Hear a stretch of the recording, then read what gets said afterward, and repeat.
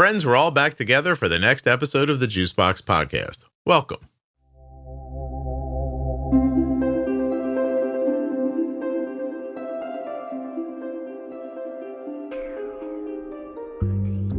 Hi, Scott. My name is Laura, and I was diagnosed with type 1 diabetes at the age of 54 in March of 24, which I didn't even know was a thing, adult onset type 1, until I was diagnosed with it. Who knew? If you're living with type 1 diabetes, the After Dark collection from the Juicebox Podcast is the only place to hear the stories that no one else talks about. From drugs to depression, self-harm, trauma, addiction, and so much more. Go to juiceboxpodcast.com, up in the menu, and click on After Dark. There you'll see a full list of all of the After Dark episodes.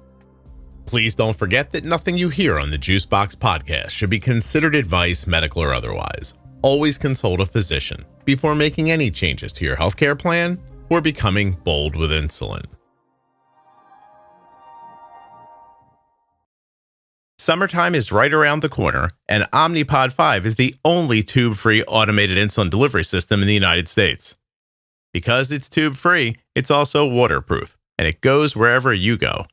Learn more at my link, omnipod.com/juicebox. That's right, Omnipod is sponsoring this episode of the podcast, and at my link, you can get a free starter kit. Terms and conditions apply.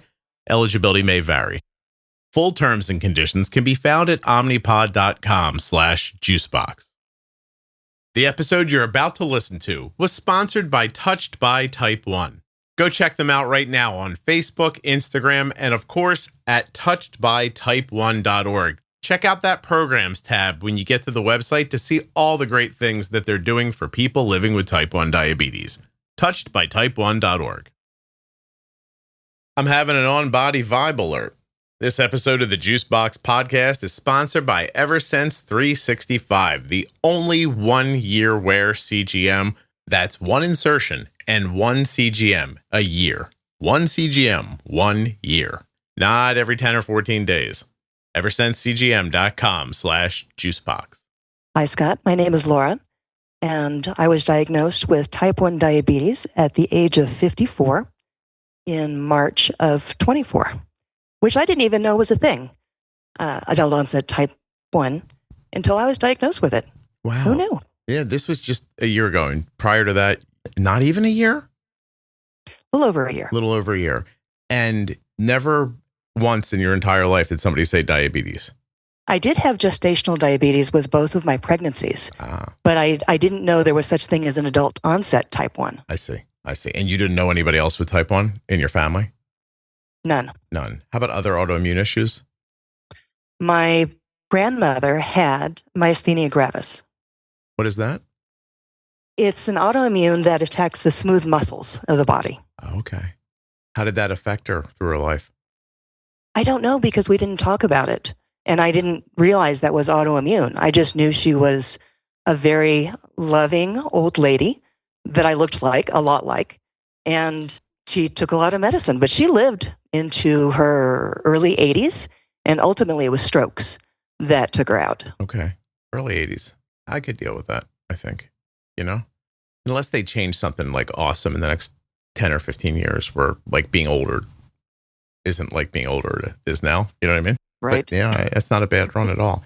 Well, I guess, are you married? Do you have kids? Like, what's your family structure look like? So I'm married. I just had my 7th anniversary 2 days ago. And I have 2 grown children. They're both in their 30s and 1 grandson. Okay. This is your second marriage? It is. It is. Okay. Well, congratulations on your anniversary. Very nice. Thank you. And your lovely family. Tell me a little bit about being diagnosed as an adult out of nowhere, how it showed up and how did you figure your way through it? Well, the story, Scott, is I worked myself to the edge of death. And when my husband took me to the ER, I was in DKA. I had necrotizing fasciitis, and I was in septic shock. Wow. So how long do you feel like, looking back, how long were you ill before you did something? I was very symptomatic for probably about 3 weeks. Mm-hmm. And in the ER, my blood sugar was somewhere around 500, and my A1C was 12 or 13. I had gone to the doctor a week prior to the ER visit because I had a cough, a long cough that I just couldn't shake. So I went to the doctor and I told him during that visit that I had lost 30 pounds without trying. And I was concerned about that, but he wasn't concerned. 30 pounds that you were happy to lose or that were concerning? I was happy to lose. Okay. However, it was very concerning. For years, I had tried losing weight and couldn't lose more than 3 to 5 pounds at a time. And suddenly 30 pounds just melted off over the course of about 2 months. When it was happening, how did you think about it? I did have diabetes in mind, but I didn't have any concept of how dangerous out of control blood sugar could be. So were you doing, because other people have said this to me, and it's okay if that's not what you were thinking, but were you doing the like, oh, I might be getting diabetes, but I have needed to lose this weight, so I'll just ride this a little while before I look into it? Or was it not occurring to you like that? Honestly, it crossed my mind a couple of times, but I did seek medical help. I was blown off. Oh, so when you went to that doctor and you said, I've lost 30 pounds, did you say I've lost 30 pounds? I'm wondering if I have diabetes? I didn't say diabetes. Okay. But they didn't think it through to that degree. Correct. And that's part of with self-reflection. What could I have done differently, or what could I have done better? Because I actually did have a glucose meter because I worked with a dietitian about 1.5 years prior, and she prescribed me one. But my thought processes, they just weren't clear during that time. It didn't occur to me that I had a tool that I could check on myself. I see. I was relying on a medical professional to take my hand and say, oh, that is concerning. Right. Let's do something about it.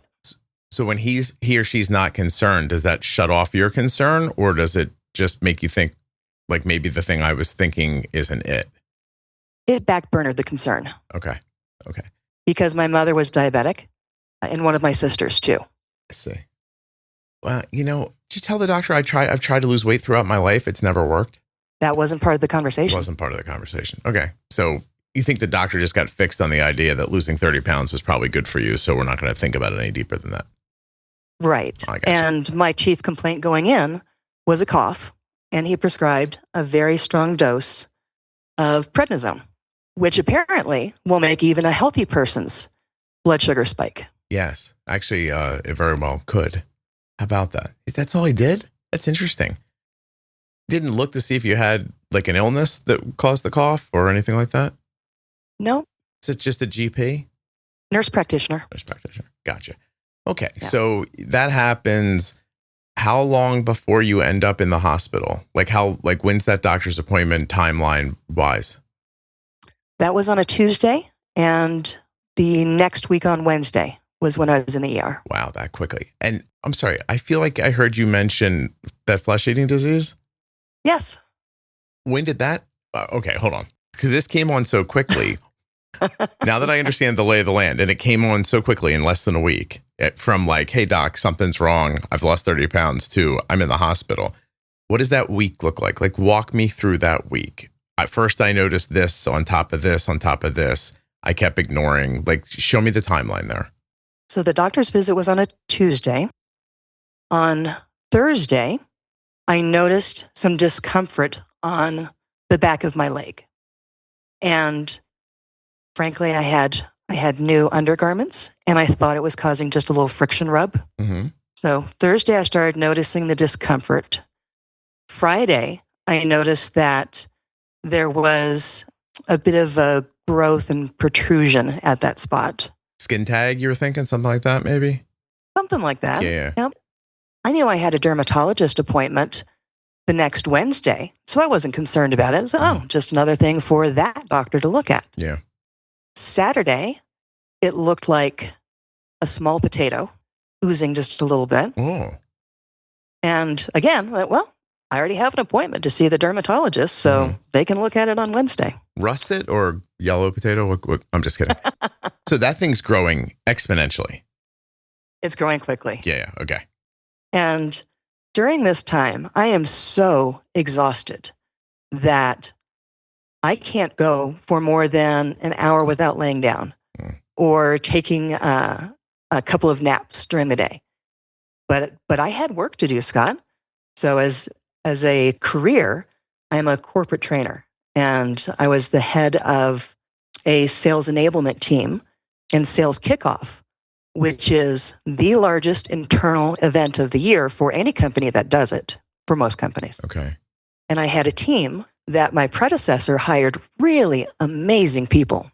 Most of them, however, had never done sales enablement or sales training before they were hired. So there was a lot of burden on me to deliver this event. So I was working as hard as I could, nonstop, hours on end.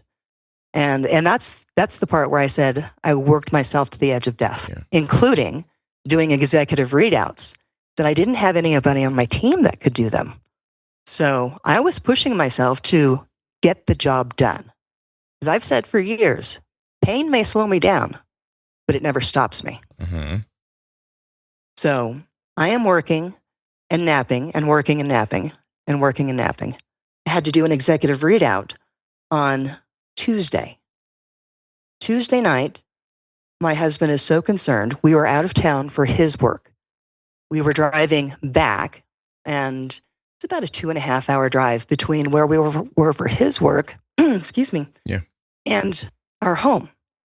I was so tired on the way home that I actually asked my husband to park his truck at one of his work locations and drive my vehicle home.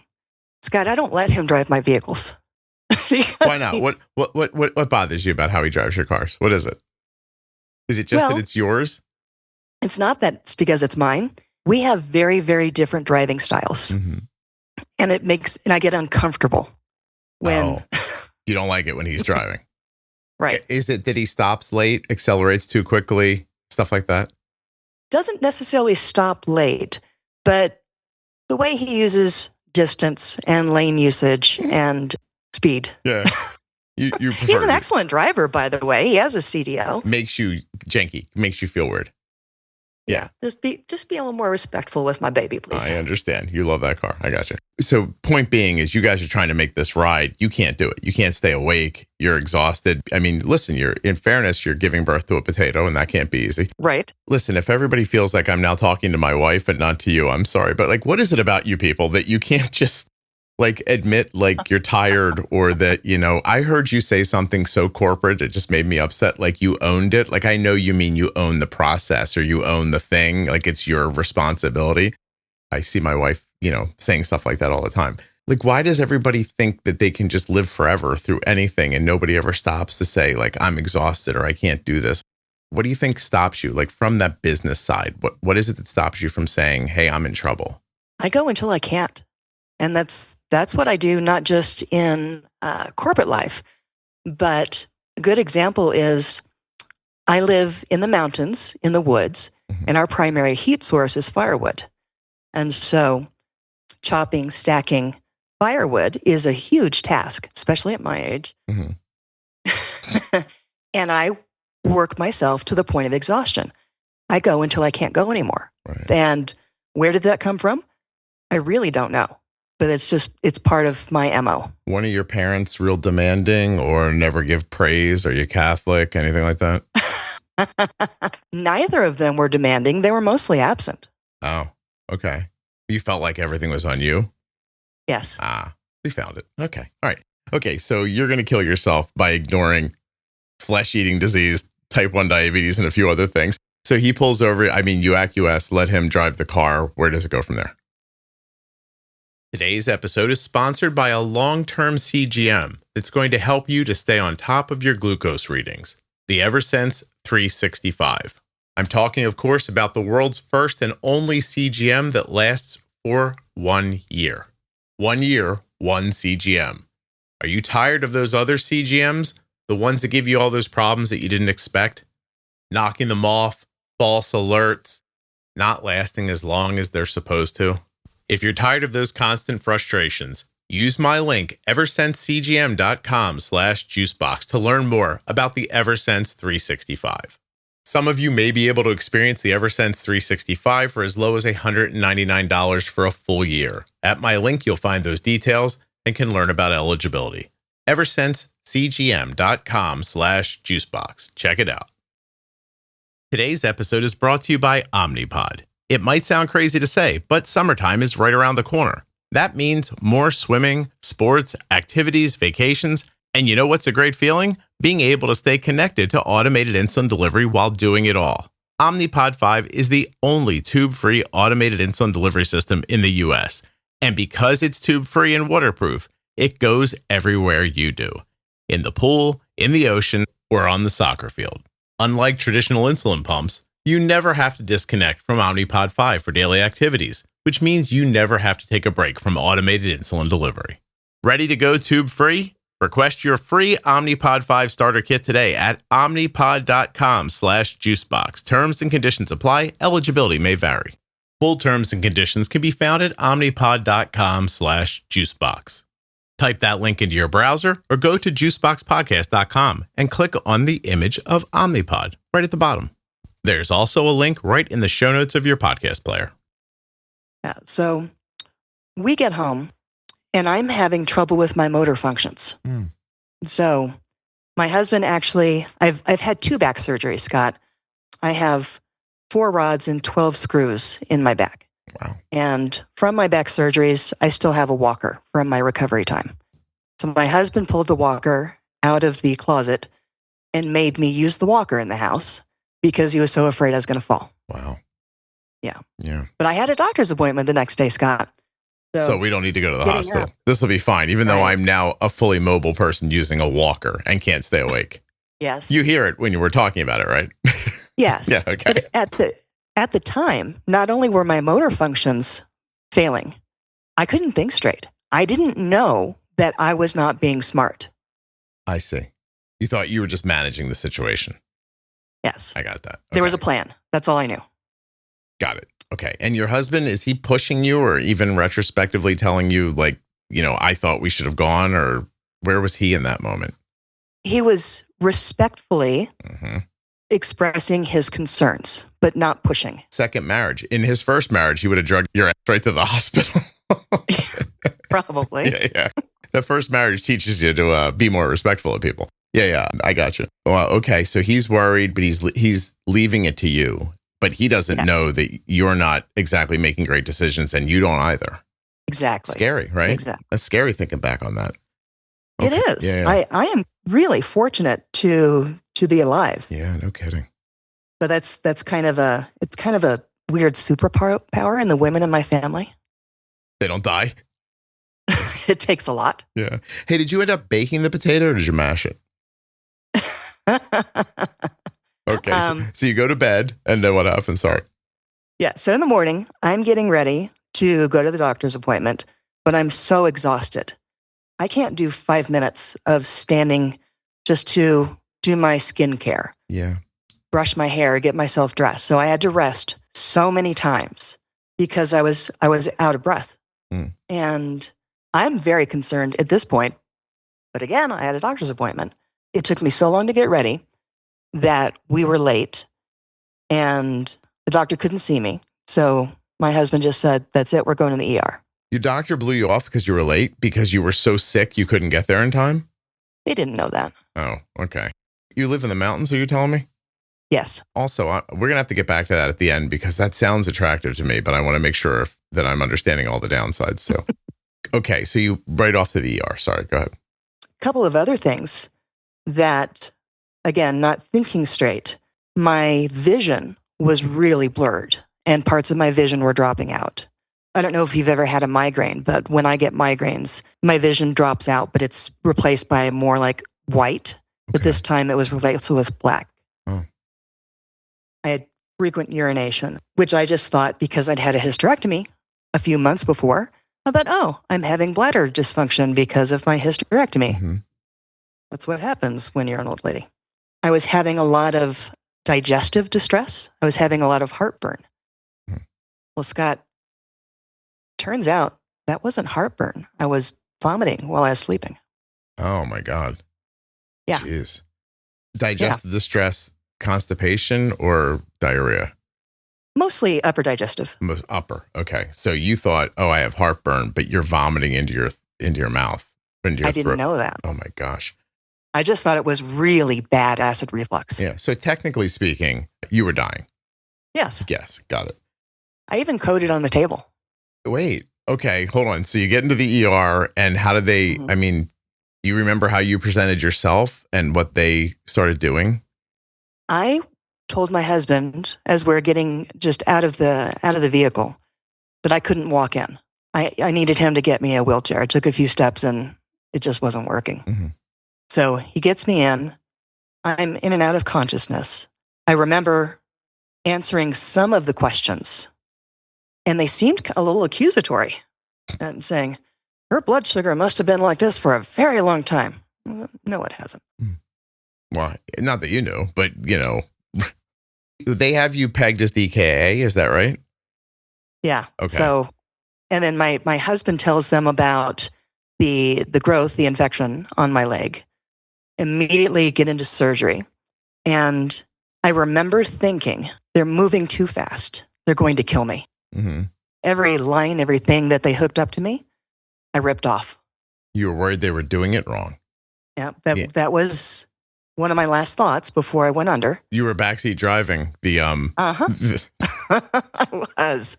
Do you do that while your husband's driving your car too? I stay politely respectful. Look at you. Okay. All right. So you're freaking out in that hospital, feeling like something's wrong. They feel like they're moving too quickly. They're doing wrong things. So you look combative then.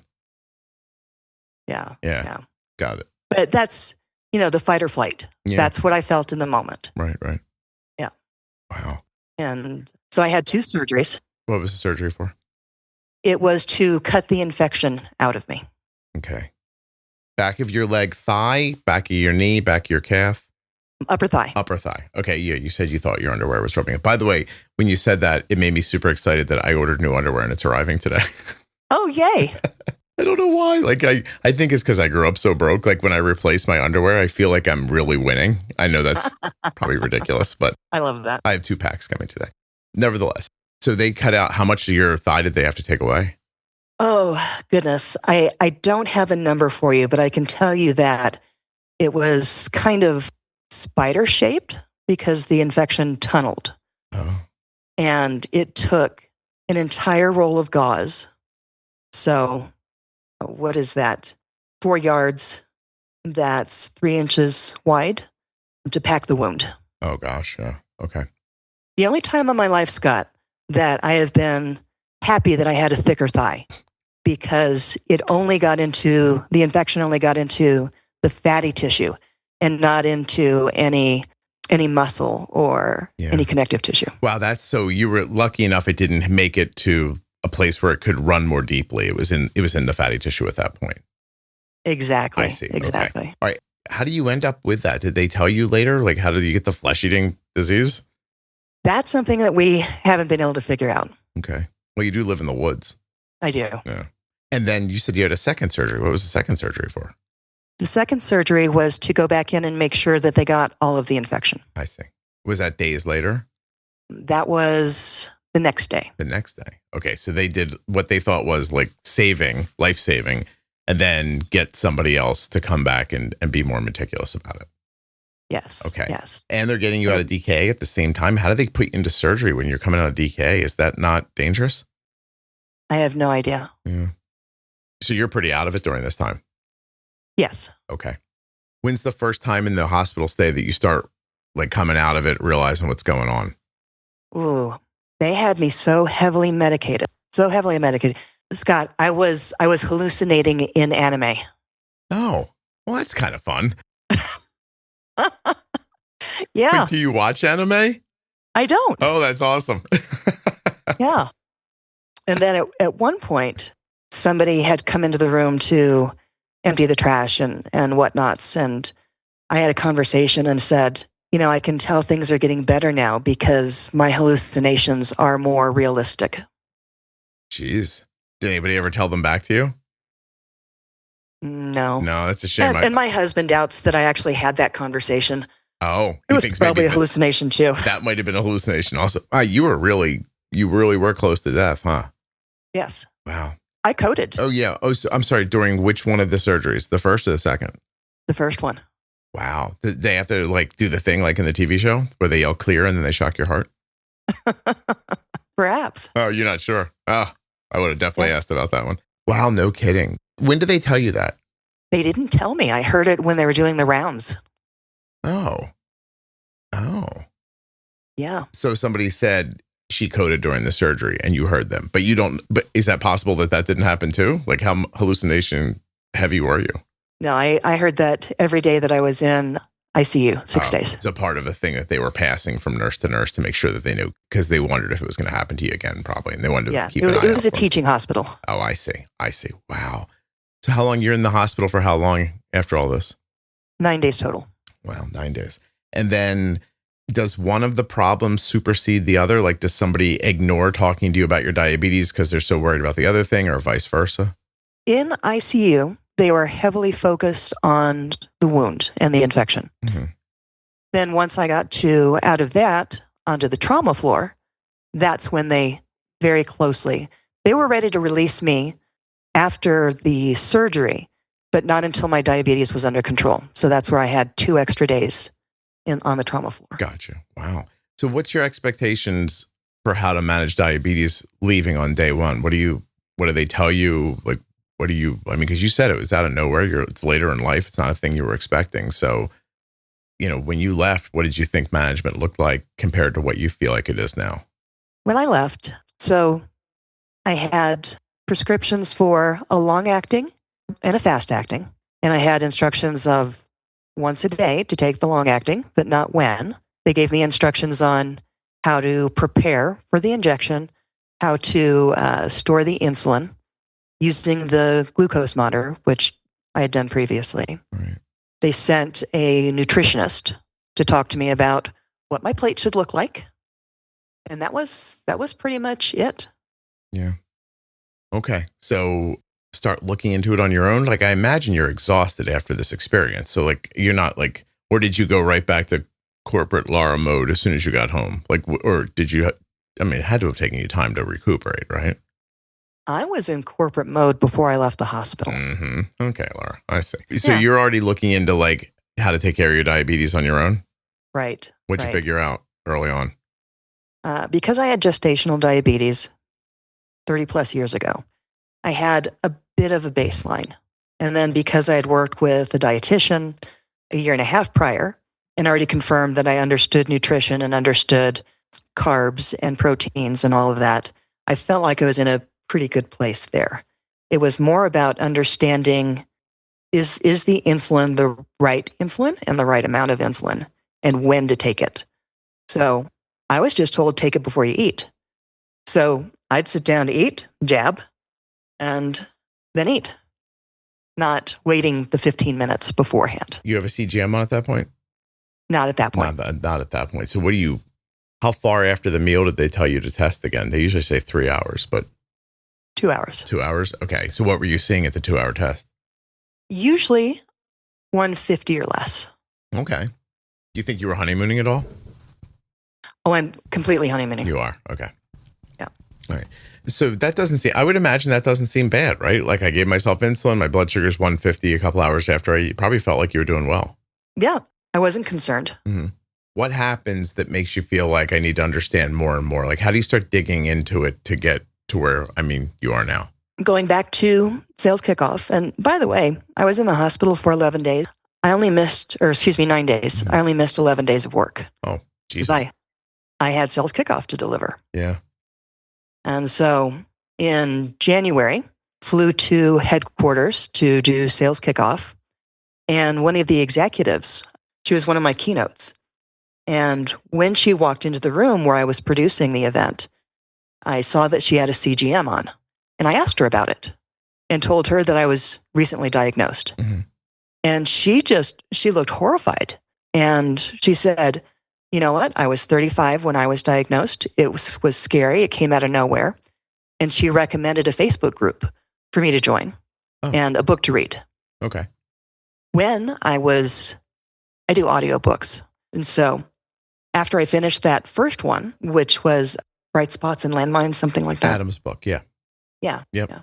I was searching through Audible for other resources so I could really educate myself. Mm-hmm. And that's when I found your podcast. Oh, because so I'm an Audible. Your podcast is what gave me the complete confidence that, okay, this is the best resource. This is real world. And it's consumable in a way that feels personal. Oh, I'm glad. Oh, that's awesome. Also, how crazy is it that somebody wrote a book that's in Audible and that's how you found the podcast? I feel so random. I've been surrounded by random things this week, so I'm paying a little closer attention to them. Oh, that's awesome. Can you help me for a second? Because you're a very clear person. You find the podcast. There's a lot of episodes, I realize that, but how do you figure out what to go listen to? Or do you just start and then eventually hear about like the Pro Tip series and go find it? I'm interested in the process of picking through and getting settled with the show. I started with most recent episodes and just started working backwards. Okay. And then did you get to like management series somehow? Yes. Did you find out through the Facebook group or just by listening? Through the Facebook group. Okay. Because we have them up in the featured tab and there's like all those lists up there. Is that how you found it? Or because people share them in the group? You don't recall? I'm not recalling at the moment. That's fine. Also, I'd like to tell everybody, juiceboxpodcast.com/lists with an S. I've taken all those lists that exist in the Facebook group and I put them online for you so you can find them on a web page too. So if you want to go look at them there, that's where they are. And they're shareable and usable from there. Right on. Yeah. By the way, I think that your snippets, your smaller ones. Oh, the small sips? They're brilliant. Awesome. I'm glad. They're brilliant. I'm glad. Yeah, we're going to work on how to make more of those, but they were more difficult to make than you might imagine. Like, take like a big idea and jam it down into 10 minutes somehow. But it seemed important to do. So I'm glad you like those. Basically, you found the podcast, you figured out what to do, and you're doing well. Where are you at now? What's your A1C? How's your variability? My A1C is 5.8, and I don't know what my variability is. Other than when I received steroid injections for my back in December, I haven't needed insulin since October. Oh, so you're on like a honeymoon where you don't need insulin? I'm also on Mounjaro. Okay, hold on. Let's pick through that. You're using insulin, then you go to a GLP, and then you don't need insulin again? Correct. Wow. So when I started, I was on 32 units of long-acting and 5 units of fast-acting. And then every time we titrated up for the Mounjaro, my insulin needs reduced. And then once I was on 12.5, that's when I was controlled without insulin. Okay, so for all the people who are going to say you don't have type 1 diabetes now, did you do C-peptide? Do you have markers for type 1? I do. Okay. So you're honeymooning pretty hard. Yes. And you know that if you listen to the podcast, there's other people who have come on and talked about this, in the middle of probably some sort of a latent, like a LADA diagnosis, that they jump on a GLP for weight usually. And then I've only heard the story a few times, but it's a few people who've come on and told it. And you start to, your insulin needs go down and down, and some of them end up on almost none or none. But your expectation is, I imagine, that one day the GLP is not going to be enough, and it's going to come back, the need for the insulin. Is that how you're thinking about it? Precisely. Yeah. Okay. Wow. I wonder how long how long has it been going for already? We started the Mounjaro last year in March. April, May, June, July, August. Like 16 months now. Yes. That's incredible. Wow. Yeah. We've also reduced my thyroid meds twice. Really? After the GLP? Correct. So inflammation, you think? What do you think? I mean, is there anybody guessing why that is? Weight? Has your weight gone down? My weight's gone down. So I'm down about 45 pounds. I mean, that's why you less body mass, you need less medication for the thyroid. I would. And plus, wait, 45 plus the 30 or 45 total? Plus. Oh, so you've lost 75 pounds since the day you started growing a potato, or the couple days before you started growing the potato. A couple months, yeah. Wow. Do you have more to go? Are you interested in losing more? You like where you're at? Where does that sit? Probably about 15. Okay. Oh, okay. Can you talk about if there have been any other benefits from the GLP that you see? Massive reduction in inflammation. So the benefits. So number one benefit, glucose control. So my blood sugars have been improving from the very first shot. I didn't start losing weight, substantial weight, until I got on to the 10 dose. But I lost so many inches because of all of that inflammation. Wow, that's crazy. So you weren't exactly dropping a lot of weight, but your body was like tightening, you feel like? Like visually tightening up? Yes. Okay. That's a good way to say it. Yeah. You were shrinking, but not losing weight. Correct. Okay. Well, that's interesting. Did you ever in the past have any like GERD or any other digestive issues, or was that just during the diagnosis part? Years of acid reflux and a history of peptic ulcers. And how about the reflux? Is it gone? It flares up. And here's one of the things that I want to share as a tip for anybody on a GLP-1. If you notice you have anything digestive before the medication, it's probably going to be magnified when you're using the medication. Interesting. So I love barbecue sauce, and especially a tangy one, not a sweet one. But I get heartburn when I have it. That's gone on for years. Okay. Now, if I have anything that I know that previously would have caused a little bloat, a little discomfort, a little acid reflux, it's guaranteed to do it. I had acid reflux and it's gone now. Oh, good. Yeah.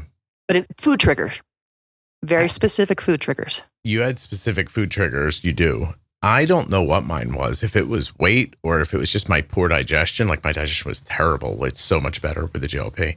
I'm not sure exactly what it was. I can still get it minorly if I eat too late at night. Then I might overnight notice it, but very mildly. But I used to it was constant for a while. Like I was taking something to try to quell it for quite some time. So that's interesting. Okay. Anything else? Sorry. I'm also much more sensitive to sodium now. How so? Extra water retention. I've heard you talk about this when you're doing your segments on how's it going with your GLP-1. And extra sodium, scale goes up for a couple of days. Okay. Yeah. I tried, chicken wings. I tried chicken. Every time I try to eat chicken wings, I gain like water weight. It's crazy. That was pretty common for me to begin with. So that's just one of the things that hasn't gone away. I'll tell you, the GLP where it's helped me recently is that I've been traveling more. So I did a cruise with a bunch of listeners and I was on the ship for 6 days, 5-6 days. I was very busy, like super, super busy. I just didn't have a ton of time. This is going to sound crazy if you're not in my situation, but when you're just on the cruise, you live your life, you eat, you go to the bathroom and you go to the bathroom, etc. When you have no free time during the day, you actually do eat so that you won't be in a situation where a bathroom visit is a surprise. Does that make sense? Like, so 100%. Yeah. So you probably know, you go on work trips and stuff like that. Like you get up in the morning, it's more like, I'll have some fruit. I'll have an egg. I'll have this. Like you kind of I was eating like hard boiled eggs for my protein, chicken for my protein, more lettuce than I normally have, a little more fruit than I usually have. Like I was simplifying my diet so that I could decide when to use the restroom. Simple, right? But what made it easy was that I was never hungry the entire time I was on that ship. Now, what made it difficult is that part of me being on the ship was that I had 2 dinners a night because it was my goal to have dinner with everybody that was there. So I would have like a 5 p.m. dinner with 10 people and a 7:15 dinner with 10 people. And I was already exhausted. So there was so much talking and I was already beat and everything. But the menu would come and I eventually got a rhythm. This young server, which she basically turned into my mom. She'd be like, just get this right now and we'll get you the second meal. And I was like, that's a good idea. So we were spreading the food out and everything. But that GLP, I would have been voraciously hungry without it that entire time. And I still would have had to have done what I did. It's interesting how it shuts off. I don't know. It's not probably the same for everybody, but I don't get head or stomach hungry usually ever. It's very interesting. Although on day 6 and 7, I can eat a lot more than I can on days 1 through 5. With the injection. I don't know if that happens to you. It does. Yeah. Exactly the same. I think it's Novo. It might be Novo and Lilly, but like they're both trying to come up with a daily pill that replaces the injection, but still has the impact that the injection's been having for people. So I'm wondering if that will spread out the impact a little better for people in the future. I don't know how long it'll, if they actually work it out and get it to work and get it to market, I don't know how long something like that would take, but I'm interested in that too. I don't mind the injection, but I want the coverage to be more even is my goal. I'd also see the benefit for a pill would be shelf stable without refrigeration. Yeah. Oh, do you have too much GLP in your refrigerator? I wouldn't say too much. But Oh, no. Yeah. My wife, my wife and I are using it for weight. We have it here for Arden for, for what you're talking about, inflammation and blood glucose control and stuff like that. So like there's it feels like there's a GLP section in the refrigerator. It's a little weird, actually. But okay, so the GLP has been really valuable for you. I'm looking at your notes here. Can you tell people a little bit the difference between managing with and without a CGM? How does it change? Oh, it is a complete game changer. A good example is for a quick breakfast, just had a frozen breakfast sandwich. Mm-hmm. And I thought I was doing well with that sandwich because 2 hours after eating, I'd be under 180. So that, okay, I'm golden. Mm. Well, once I got a CGM, I had that same breakfast sandwich. Didn't realize I was going up over 200. Yeah. So then I started taking off one piece of the bread to make sure I wasn't going over 180. And I said, you know what? I can't do this. This is not healthy enough for me. Mm-hmm. Yeah. So just having that awareness of how I respond to different foods, but also knowing I better get up and take a walk, or I better start pedaling on my little elliptical pedaler. Yeah. Yeah. To bring the numbers down. The CGM is more about you understanding how the food's hitting you and how the insulin's but also how the insulin's working. But what you saw first was, this is not a thing I should be eating. Is that right? Correct. Yeah. Yep. How did you change? What did you do you didn't just keep modifying the sandwich. You changed what you eat for breakfast? I changed. So a Greek yogurt with some low carb granola. Okay. Or what I did especially early on the Manjaro with the constipation, chia seeds in a protein drink. Oh. And make a pudding out of it. Yeah. That's a lot of fiber, right? And womb? Yes. Yeah. I just went to the magnesium oxide. It's like, I also have gone through like seasons on the GLP. My wife and I were talking about this the other day, that like, I think there's a difference between tolerating it, but having side effects that are expected and having something serious happen. Like I want to say I think there's a difference there, but I've gone through GLP constipation.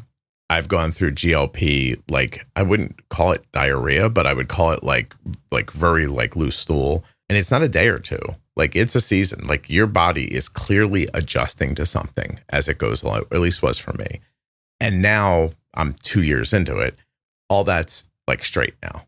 Like I don't have what you would call like distress, like in the bathroom, unless I go eat something that like I know I shouldn't eat to begin with. And for me, that's a lot of like anything fried, like crappy restaurant food, stuff like that is going to make my stomach go, oh, I don't know what this is, but I want it gone. And other than that, like if I go through my normal day on that, even on the ship, like people, I know this is crazy, but like I lost 5 pounds on that ship. And I know people are like, oh, you go on a cruise, you'll gain so much weight. Like I had to be more careful about it. And it was a little more difficult, but there was good food there. You just had to pick through it. Like, everything's not chicken fingers and French fries if you're careful enough. And then this week at Children with Diabetes, I was in a hotel all week long. And I came back, I think I lost a couple of pounds that week too. So you can do it. You can find that food in the world. But like I say, if I just like, I think it was a few weeks ago, my wife and I were out one day and we were both hungry. And, it was Saturday, so we were both at the end of our injections and everything. And we were like, oh, there's this diner we used to like to go to. We went to that diner. I'm going to tell you, like, we left that diner, went home, and an hour later, I was like, excuse me, I got to go. That food did not jive with me at all. If I eat purposefully, I don't have that problem at all anymore. But there were months at a time where I was struggling with some of the side effects. But I don't know. I the way I explain it to people is, I don't know if I'm right about this, but I figured it took me a lot of years to get in this situation. It wasn't just going to change on a dime. And there was going to be some adjustments, like literally like on a cellular level that have been happening. But in the end, I count myself as somebody who probably just does not have enough GLP in my system without it being added as a replacement with this injection. That's in the end what I think is happening to me. Oh, sounds like a fair assessment. Good awareness. Best I can do. I've been trying to pay attention. All right. So listen here. I have two things left on your list here. I feel like we covered judgy providers, CGMs, GLPs, your DKA experience. You just say here, integrative medicine experience, which I want to hear about, but then it feels like you want to interview me at the end. So we'll save that for the end. Tell me about your integrative medicine experience, though.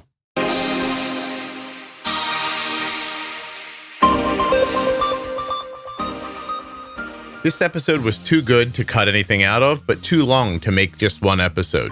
So this is part 1. Make sure you go find part 2 right now. It's going to be the next episode in your feed. This episode was sponsored by Touched by Type 1.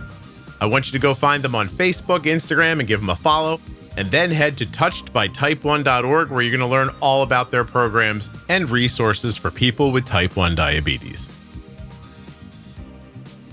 I'd like to thank the Eversense 365 for sponsoring this episode of the Juicebox Podcast, and remind you that if you want the only sensor that gets inserted once a year and not every 14 days, you want the Eversense CGM. EversenseCGM.com/juicebox.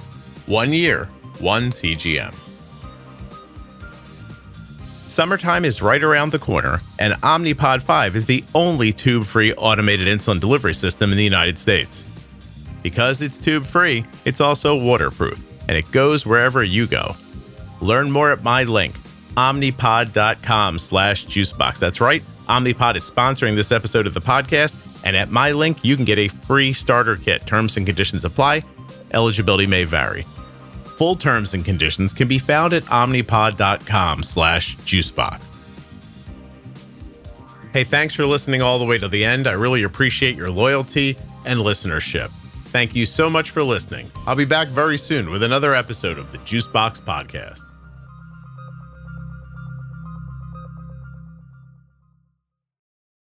My Diabetes Pro Tip series is about cutting through the clutter of diabetes management to give you the straightforward, practical insights that truly make a difference. This series is all about mastering the fundamentals, whether it's the basics of insulin, dosing adjustments, or everyday management strategies that will empower you to take control. I'm joined by Jenny Smith, who is a diabetes educator with over 35 years of personal experience, and we break down complex concepts into simple, actionable tips. The Diabetes Pro Tip series runs between episode 1000 and 1025 in your podcast player, or you can listen to it at juiceboxpodcast.com by going up into the menu. Hey kids, listen up. You've made it to the end of the podcast. You must have enjoyed it. You know what else you might enjoy? The private Facebook group for the Juicebox Podcast.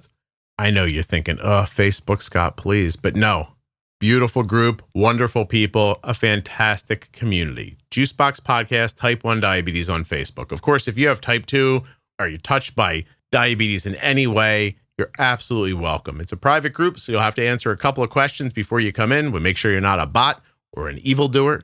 Then you're on your way. You'll be part of the family.